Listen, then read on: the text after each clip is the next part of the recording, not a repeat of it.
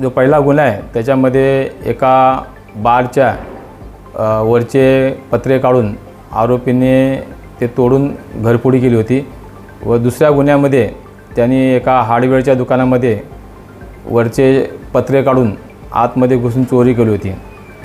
तर सदर गुन्ह्याचा तपास हा अंबरनाथ पोलीस स्टेशनचे DB पथकाचे अधिकारी श्री मुंडे साहेब व त्यांचे टीमचे सहकारी श्री सचिन जाधव पतवे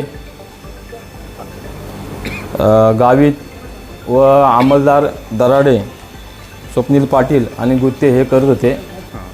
तर आमच्या पथकातील दराडे व सचिन पाटील स्वप्नील पाटील यांना गुप्त माहितीदाराने माहिती दिल्याप्रमाणे व त्यांनी तांत्रिक अभ्यास करून विश्लेषण करून सदर गुन्ह्यामध्ये सलमान यातुल्ला शाह वय वर्ष 20 यास ताब्यात घेतले।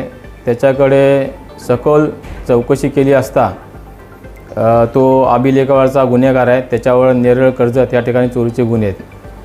त्याने त्याचे इतर साथीदार यांच्या मदतीने गुन्हा केल्याचे कबूल केलेले आहे आणि त्या अनुषंगाने त्यांनी कबुली दिल्याने त्याला सदर गुन्ह्यात अटक केलेली आहे।